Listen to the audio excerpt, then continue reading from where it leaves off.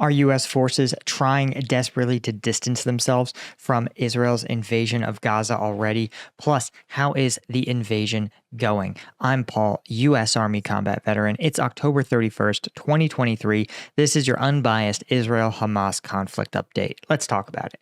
Okay, first, taking a look at the overall news map, you can see that the level of the density of Israel attacks on Gaza is absolutely massive, concentrated almost entirely in the north. And you can see what's interesting is we have pretty much confirmed Israeli incursions into this area of Gaza here in the northeastern, central northeastern part of the strip. But you can see where they've basically done these incursions is very deliberately set up a foothold. This is likely what this is going to become a sort of Israeli, my guess would be almost like a forward operating base. They're going to probably punch a couple of holes in the fence and really begin to use this as a logistics hub, bringing supplies, personnel, troops into and out of the strip. You can see, again, Israel releasing some footage already here. And based on some of these, I know this isn't like great footage, but it almost appears like they are kind of paving the way and looking to establish a sort of forward operating base here. And this makes sense given the fact that they're likely concentrating the real work is going to be taking place in the downtown urban areas of Gaza. So they're going to want to be able to, again, control probably this main roadway in and out. Now, bear in mind that if you wanted to actually get out of Gaza and away from this dense airstrikes, you're going to have to pass by these Israeli forces. That's likely why also you've got Israeli forces driving south down the coast, because this is the only other route out. And in all likelihood, I think cutting off the north from the south is probably a central component of this Israeli plan. And this is not anything new in the annals of military history. Cutting off, trying to isolate your enemy strongholds from their larger support network is pretty standard stuff. Of course, I think this other incursion here in the northwestern corner, you can see, I think it's probably the same basic objective, likely establishing a forward operating base. You can see they've targeted areas with a really low density of buildings. This means that it's hard for Hamas to get the up close and dirty urban warfare that they likely want from the Israelis. So, of course, you've also got this smaller incursion here. There's also some rumors of some level of incursion in this northeast corner, but I think really you could see that this Beit Hanun, a very dense urban area, Israel is just either choosing not to go or cannot make headway into it. So I think that's in all likelihood what they're looking to do here is establish 3 areas that are going to become their forward operating bases, logistics, and patrol hubs before they start to really push into urban Gaza. This is where the fighting is going to be for real.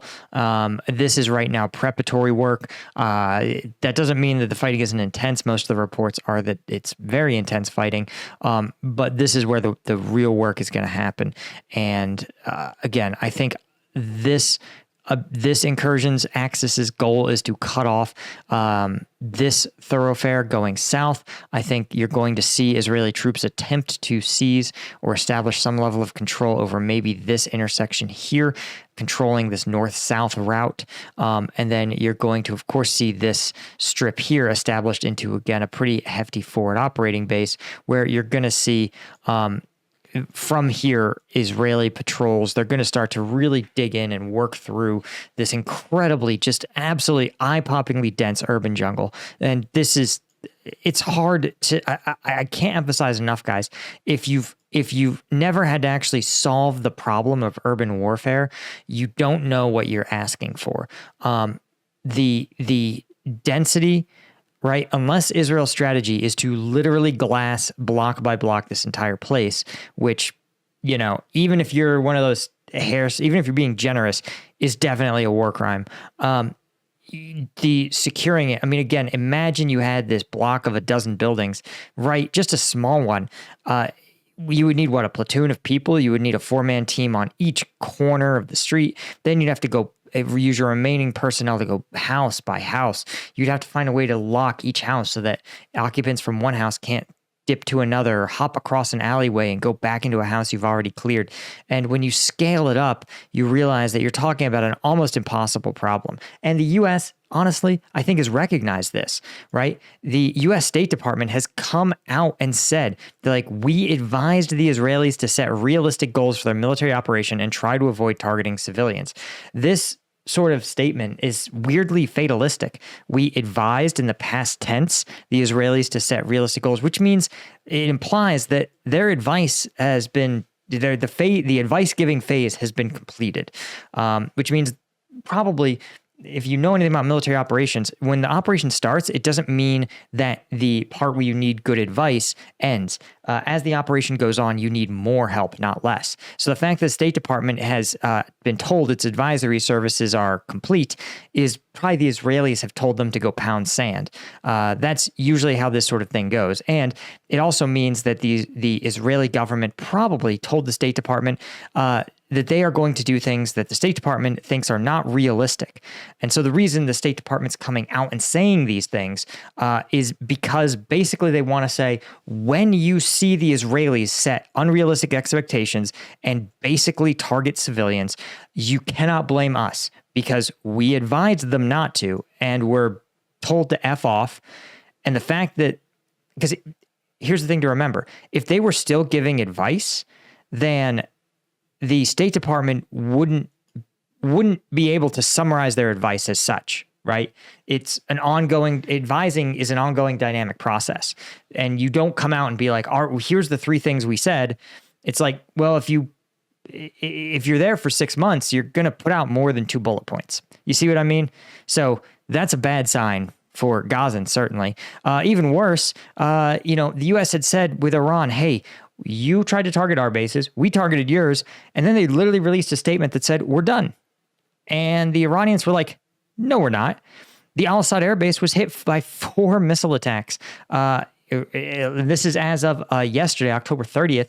So a sign that, again, the airbase, the Iranians do not consider this issue to be resolved. They are looking for a more and bigger fight, which is stupid because the U.S. will absolutely has the appetite for it. Again, as the joke goes, they may find out why the U.S. doesn't have healthcare. So what I also thought was interesting, 2 other notes.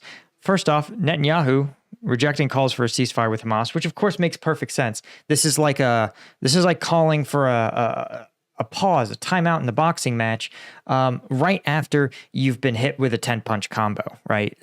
This doesn't make any sense. You can't ask for a ceasefire. Now, don't get me wrong. The Israelis have had a militarily a considerable response. I think militarily, it's not achieving their objectives. I think the massive amount of airstrikes into a dense urban area is I don't think it's smart. I don't think it's achieving what they want to achieve. That's my opinion. But the idea that there could be a ceasefire, especially a unilateral one implemented by Israel, also is just like an unrealistic and says that whoever's calling for it doesn't actually understand the Israeli position. Now, if you said, hey, there could be a ceasefire in exchange for a total release of the hostages, a different, perhaps less right-wing politician who doesn't need to prove his tough guy credentials may be able to take that deal and say, yes, we'll stop launching airstrikes, give us back all our hostages, and then have Israeli special forces person by person eliminate the actual perpetrators of the attack. But that requires 2 things that politicians hate, which is special forces operations are inherently secret. And you can't show your cards, right? You can't tell the enemy, hey, we just took out one of your commanders last night, because that's going to allow the enemy to patch holes in their intelligence system and do things like that. And so what happens is you have to do all these operations in secret. Sometimes they take 2 years, right? Which election cycles happen much more frequently. And you can't tell the public about it, which means if you're a politician, you can't stand in front of a podium and take credit. And so the result of those kind of long-term operations to bring people to justice are oftentimes just politically not very savvy. In contrast, when you do a big, spectacular operation, I mean spectacular in the sense of a lot of spectacle, and you can see this is something with a lot of spectacle. Look, the Israeli military putting out just tons of footage. Actually, in fact, so much footage that YouTube won't let me show you that I actually have it on. I do my analysis on my own website, combatvetnews.com. It's a members only site. It's basically my Patreon. Patreon doesn't let me have war content, but because YouTube's terms of service are very strict on it, Patreon's terms of service are very strict. If you want to support the channel, support my independent analysis, you can become any one of these, a member at any one of these tiers, but everyone's going to get you access to the members only content, which is the combat videos that come out of both Ukraine and from Israel. We do analysis. They're not pointlessly graphic, but I don't pull any punches in what I select. If there's a good military lesson or we get good insight into the reality on the ground, we will look at that video and do a deep dive analysis. And we do it twice a week. The next one's actually dropping today. So if you're interested, again, become a member, check us out, combatvetnews.com. And again, support what I'm out here doing. But the point of all this is that the fact that we all can watch a little, all can watch basically war porn, means that for a right-wing politician, this is going to rile up his base. People are going to say, wow, he's effective. And the political establishment is effective. Because remember, you know who else is embarrassed by the October 7th attacks? Yes, they are a terrorist attack committed by Hamas. Like, don't kid yourself. But some of the blame is also placed on the political and, frankly, intelligence establishment of Israel. This is a first-rate military and politicians who are supposedly tough on Hamas. And they failed in both of those things. They completely missed the entire operation. The tough on Hamas stance backfired, made things worse, and these politicians are embarrassed. And so they need a giant spectacle to win back themselves politically. And I know what you're thinking. You're thinking, man, a lot of Israeli soldiers, a lot of civilian Gazan and Palestinian civilians are going to die because of this politician looking to win an election.